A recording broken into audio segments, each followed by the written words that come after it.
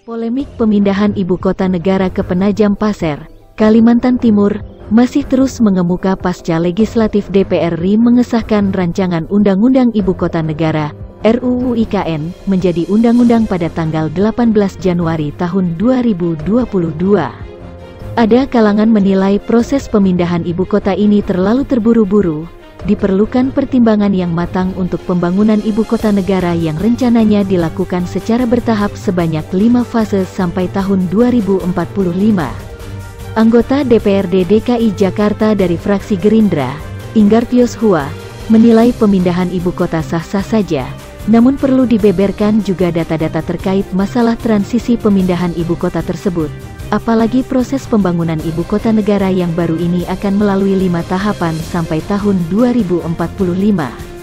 Menurut Inggartius Hua yang juga Wakil Ketua Komisi A bidang pemerintahan ini, banyak persoalan yang mesti dihadapi terkait pemindahan ibu kota negara mengingat jaraknya yang jauh, mulai dari persoalan pembangunannya sampai anggaran yang diperlukan. Menurut Inggartius Hua yang juga Wakil Ketua Komisi A bidang pemerintahan ini, banyak persoalan yang mesti dihadapi terkait pemindahan ibu kota negara mengingat jaraknya yang jauh, mulai dari persoalan pembangunannya sampai anggaran yang diperlukan. Ditambah lagi sekarang dalam masa pandemi yang membutuhkan biaya kesehatan yang cukup besar. Karena itu, menurut Inggartius Hua, pemindahan ibu kota negara ini hendaknya tidak perlu tergesa-gesa. Meski begitu, lanjut Inggartius Hua, lantaran sudah diambil keputusan, silahkan saja dijalankan sepanjang tidak merugikan kepentingan masyarakat, tapi rentang waktu tahapan yang dibuat itu sampai 23 tahun, yaitu sampai 2045, mesti dijabarkan kepada masyarakat agar tidak timbul pertanyaan.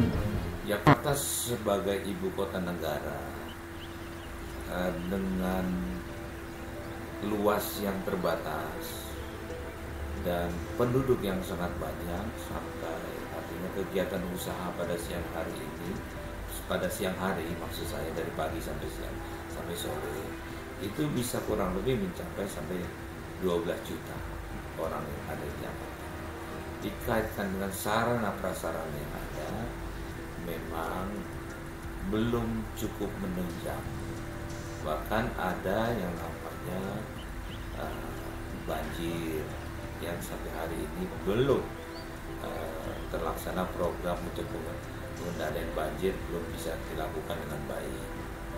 Dari gubernur A, B, C, D, E itu semua berjanji untuk itu tapi tidak. Bahkan termasuk Pak Jokowi ketika ada di Jakarta sebagai gubernur. Itu permasalahan bukan permasalahan Jakarta tapi terintegrasi dengan daerah-daerah penunjang sekitarnya muncul. Janji Pak Jokowi pada saat itu kan nanti kalau saya sudah jadi presiden, insya Allah tidak akan benahi. Tapi kan sampai hari ini juga tidak. Begitu juga terkait menyebut masalah kemacetan. Ya kan kita kalau bicara kemacetan, ya bersyukurlah ada sebagian sudah teratasi dengan yang namanya moda transportasi yang sudah diprogramkan sejak dari zamannya Pak Sutioso ya kan, kemudian ke Pak Pojibowo, baru kemudian ke Pak Jokowi Ahok, baru kemudian ke Pak Basuki Cahayapurnama dengan Jarot, dan sekarang sampai ke Pak Anies Baswedan. Bersyukur kita sudah punya MRT, namun belum cukup itu. Karena padatnya penduduk itu, belum lagi terkait menyangkut masalah aliran-aliran sungai yang belum tertata dengan baik, sipil dan saringan-saringan sampah, sehingga menimbulkan hal-hal yang sangat negatif buat perencanaan kota yang lebih baik dan bersih. Sudah barang tentu ini merupakan kewajiban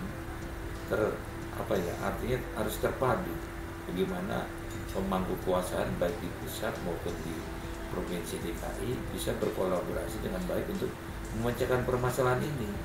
Cuma yang salahnya kan ini kan tidak matching karena di pusat dikendalikan oleh di bawah pemerintahan Pak Jokowi dengan benderanya PDIP, dan di Jakarta dikendalikan oleh yang namanya Pak Anies Baswedan dengan benderanya adalah Gerindra dan PKS dan PAN gitu.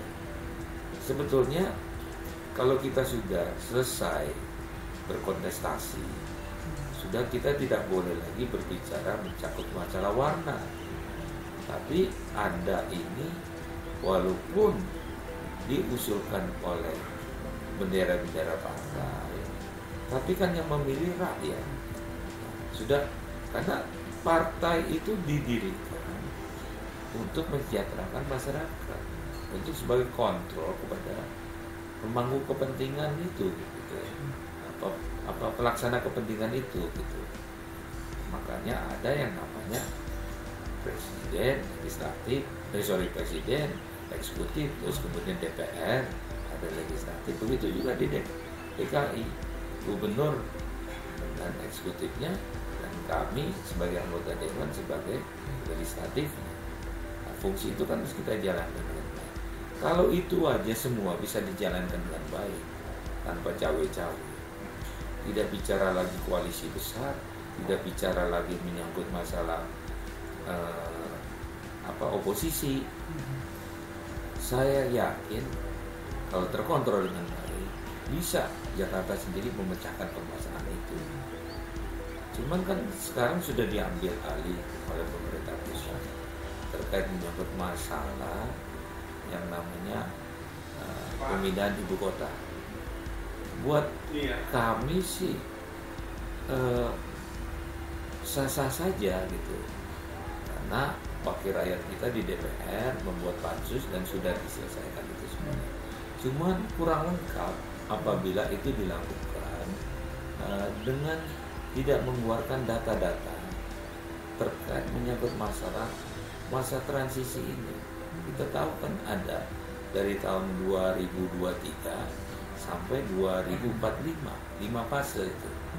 Nah, dalam proses pemindahan ini bisa nggak kita pecahkan permasalahan ini terkait menyangkut jaraknya, terkait menyangkut pembangunannya, terkait masalah perekonomian. Apalagi sekarang dalam masa pandemi yang kita butuh cukup banyak terkait menyangkut masalah biaya kesehatan perawatan. Kami melihat sih tidak perlu tergesa-gesa dan terburu-buru. Kalaupun memang sudah diambil keputusan, silakan jalan sepanjang tidak merugikan kepentingan masyarakat. Tapi jarak fase yang dibuat itu sampai 23 tahun sampai 2045 ini harus dijabarkan kepada masyarakat supaya masyarakat tidak bertanya-tanya, bukan hanya teori saja, tapi bagaimana rentang kendalinya antara pemerintahan pusat dengan pemerintahan daerah yang ada di sana, bagaimana antara DPR-nya dengan pemerintahan pusatnya kalau ada di sana, pindah sana semuanya. Ini yang menjadi menjadi suatu tanda tanya besar buat kita, apakah sudah disiapkan semuanya itu. Nah, sekarang kalau mereka sudah bilang sudah disiapkan, oke, di breakdown itu semua diserahkan kepada masyarakat supaya masyarakat akan mencoba mendiskusikan itu mana kelebihan dan kekurangannya, supaya kalau ini memang mau dijalankan dengan benar harus memang partisipasi masyarakat, walaupun sudah disahkan saya katakan, tapi tetap perlu masukan dari masyarakat bagaimana ini supaya lebih baik. Jangan sampai ini mandul, jadi di tengah jalan berhenti, karena belum tentu lagi ke depan walaupun sudah undang-undang kan bisa dirubah. Yang penting adalah mengacu kepada Undang-Undang Dasar 45 kan gitu, Pancasila. Jadi banyak permasalahan, termasuk menyangkut masalah bagaimana dengan Jakarta yang sudah terbiasa dengan otomatis anggaran Jakarta ini kan terjadi perubahan kalau sampai terjadi. Nah, ini Jakarta mau jadi kota apa? Apakah kota perekonomian? Apakah ini Apakah jasa, service city, apakah kota yang lainnya, katakanlah sesuai dengan kesepakatan daripada masyarakat. Karena kita juga harus ikut memikirkan ketika Jakarta sudah tidak jadi ibu kota, jangan sampai ditinggalkan begitu saja. Maka perlu ada pembahasan-pembahasan yang lebih mendalam supaya jelas. Misalnya sekarang harus mungkin jadi otonomi khusus misalnya, atau katakanlah daerah istimewa gitu kan, karena bekas jadi ibu kota. Nah kemudian susunan kepemerintahannya bagaimana? Apakah otonominya ada di tingkat 1, apakah mengikuti sama dengan provinsi-provinsi lain, otonomi ada di tingkat 2. Nah, ini semua harus perlu rapat konsolidasi yang baik sehingga kita bisa di sana jalan, di sini juga bisa ditinggalkan dengan baik. Yang berikutnya tentu saja akan menyangkut masalah keuangan negara. Kita tahu keuangan kita ini kan sekarang terkikis habis, pendapatan menurun, tidak sesuai dengan apa yang dianggarkan karena pandemi COVID, sehingga banyak ditutupi yang namanya kekurangan defisit ini dengan pinjaman sudah semakin banyak. Apakah kira-kira dengan membangun ibu kota baru di sana itu sudah dapat dipastikan berjalan uangnya lancar? Apakah uang dari pinjaman atau gimana, ya harus dipikirkan kembali kaitan dengan menyangkut masalah cash flow daripada negara ini. Jangan sampai apa yang kita pinjam untuk membangun di sana ternyata kalau sampai harus mengorbankan anggaran-anggaran yang untuk kepentingan masyarakat, jadi terbebani, atau kalau nggak mau terbebani pinjam uang terus kemudian itu kan pakai bunga, tidak ada yang cuma-cuma. Nah, kira-kira bunga yang dikeluarkan untuk itu ekuivalen nggak dengan apa yang dihasilkan di sana nanti?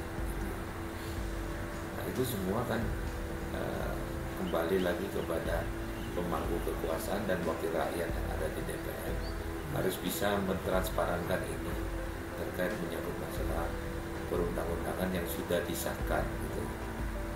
Mungkin dari saya itu saja kali untuk bertanya. Ini bukan soal masalah setuju dan tidak setuju. Saya setuju kalau bila itu berdampak bagus ke depan.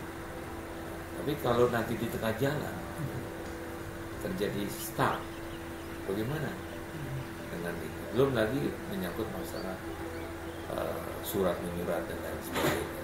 Orang satu kelurahan dibagi 2 aja agak susah kita untuk merubah surat-surat itu kan, itu misalnya